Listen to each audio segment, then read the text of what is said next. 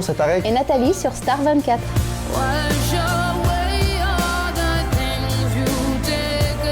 Les gens disent de moi que je suis un passe-partout ou une multipasse, mais je vais juste dire que je suis réalisatrice.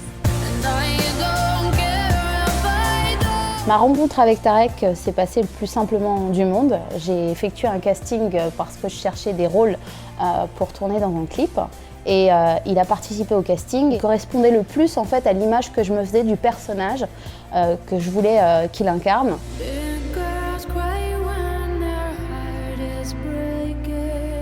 Si je devrais décrire ma première expérience, c'est pas du tout facile parce que je m'attendais pas à ça. Je suis arrivé pour un casting pour un petit court-métrage avec une bande-son derrière un clip, derrière une musique.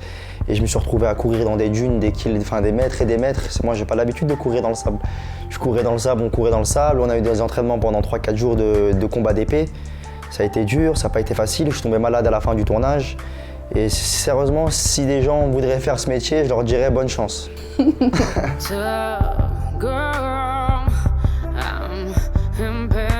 Si c'était différent entre le tournage d'une télé-réalité et d'un projet professionnel, ça n'a rien à voir du tout, rien à voir. Ceux qui font de la télé-réalité, je pense pas qu'ils auraient le quart du niveau pour faire ce que je viens de faire là, parce que sérieusement, c'était vraiment dur. C'est des reprises. Si tu as un cil qui est en l'air, c'est pas bon. En plan serré, c'est pas bon. Il faut refaire souvent les scènes, il faut courir, il faut s'entraîner, il y a l'entraînement. C'est pas une télé-réalité, tu ouvres un coca, tu bois et on te tweet sur Twitter, c'est pas comme ça.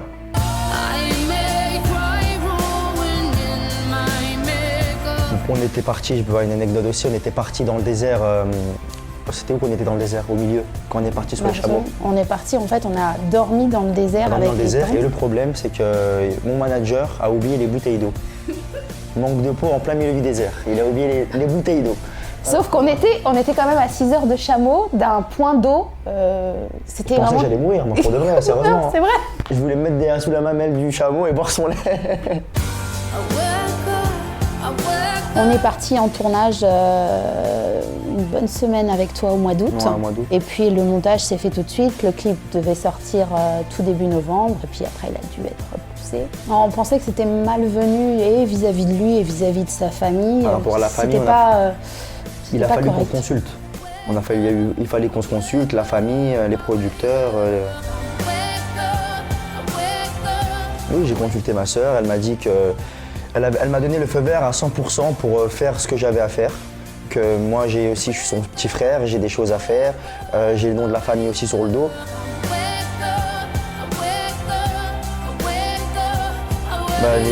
Les gens disent que c'est mal que je sors un clip pendant que ma sœur est dans cette circonstance.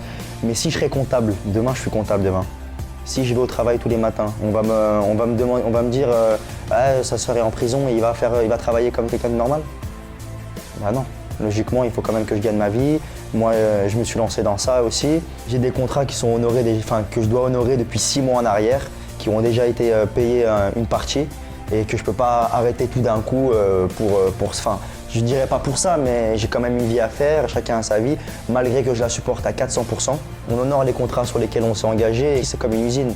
Ça s'arrête jamais. Il y a toujours un truc par là, des contrats, des contrats et des contrats. Moi, j'appelle ça l'industrie parce que c'est quand même du boulot, c'est un travail de famille et moi, c'est ma vraie famille. On a des choses à honorer, on a beaucoup de choses. Le nom, si je commence demain, ils disent que j'arrête tout, ça veut dire pourquoi j'arrête tout?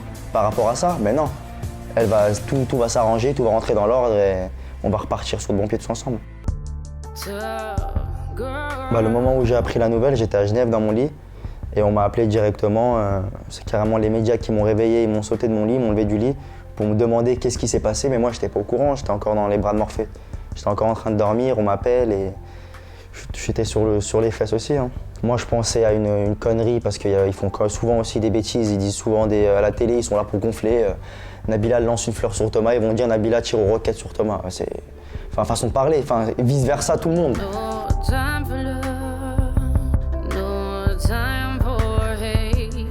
Ma soeur, c'est une battante, c'est une super battante. Elle garde le sourire, elle s'arrête pas, elle étudie en français, elle bosse.